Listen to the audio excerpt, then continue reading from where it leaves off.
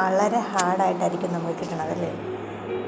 അതാ ഈ ഒരു മസാലയിൽ ചെയ്ത് നോക്കുക. വളരെ സോഫ്റ്റായിട്ടുള്ള ഒരു കാട ഫ്രൈ നമുക്കൊന്ന് ഉണ്ടാക്കാം. അതിനുവേണ്ടി ഒരു മീഡിയം സൈസ് സവാള 2-3 തണ്ട് മല്ലിയില എടുക്കുക. ഒരു മിക്സിയുടെ ജാറിലേക്ക് ചെറുതായി അരിഞ്ഞിട്ട് കൊടുക്കുക.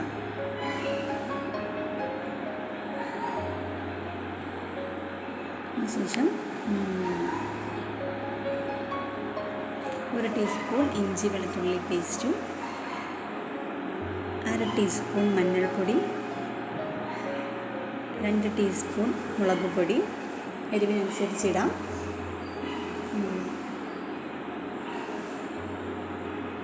പിന്നെ 1/2 ടീസ്പൂൺ ഗരം മസാലപ്പൊടി, 1/2 ടീസ്പൂൺ കുരുമുളക്, 1/4 ടീസ്പൂൺ പെരിഞ്ജീരകം, 2 ടീസ്പൂൺ തൈര്. ഇതെല്ലാം കൂടിയിട്ട് നല്ലതുപോലെ തന്നെ ഒന്ന് അരച്ചെടുക്കണം. ഇത് നന്നായി ഒന്ന് അരച്ചെടുത്തിട്ട് വരാം.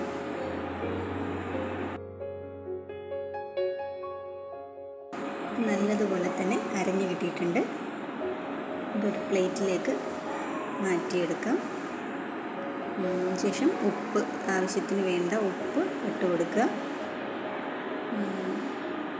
അതിനുശേഷം റെഡ് ഫുഡ് കളറാണ് ഞാൻ ഒഴിക്കുന്നത്. അത് നിങ്ങൾക്ക് വേണമെങ്കിൽ മാത്രം ഒഴിച്ചു കൊടുത്താൽ മതി. ഞാനൊരു ഭംഗിക്ക് വേണ്ടി അത് ഒഴിച്ചതാണ്. നല്ലതുപോലെ തന്നെ ആ ഉപ്പൊക്കെ നല്ലതുപോലെ തന്നെ മിക്സ് ചെയ്തെടുക്കുക. ശേഷം നമ്മുടെ കാട അതിലേക്കിട്ട് നല്ലതുപോലെ തന്നെ ആ മസാല അതിലേക്ക് പുരട്ടി വെച്ച് കൊടുക്കാം.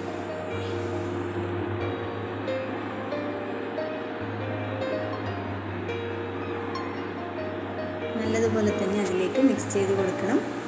അതിന് ശേഷം ഇതൊരു അരമണിക്കൂറെങ്കിലും ഒന്ന് റെസ്റ്റ് ചെയ്യാൻ വെച്ചാൽ നല്ലതായിരിക്കും.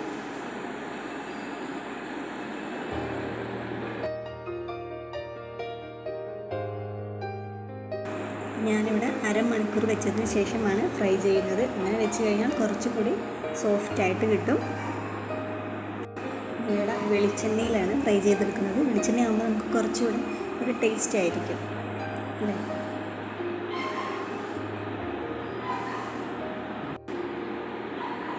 ആദ്യം തന്നെ ഫ്ലെയിം ഒന്ന് കൂട്ടി വെച്ച് വേണം ഫ്രൈ ചെയ്തെടുക്കാൻ. ഒരു 1 മിനിറ്റ് മതിയാകും. അതിനുശേഷം ലോ ഫ്ലെയിമിലിട്ട് തന്നെ വേണം ഇത് ഫ്രൈ ചെയ്തെടുക്കാൻ.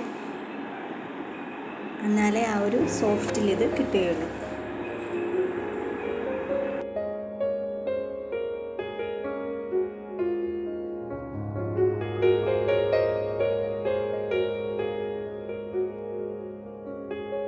രണ്ട് മിനിറ്റ് കഴിയുമ്പോൾ നമുക്കതിനെ തിരിച്ചിട്ട് ഫ്രൈ ചെയ്തെടുക്കാവുന്നതാണ്. എൻ്റെ വീഡിയോ ഇഷ്ടപ്പെടുകയാണെങ്കിൽ എല്ലാവരും ഒന്ന് ലൈക്ക് ചെയ്ത് സപ്പോർട്ട് ചെയ്തേക്കണം.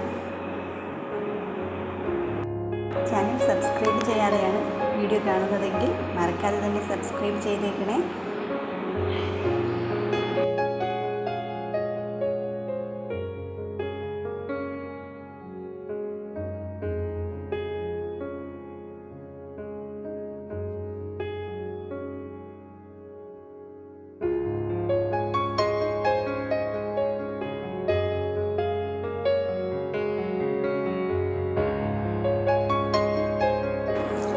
ഇത്രയേ ഉള്ളൂ.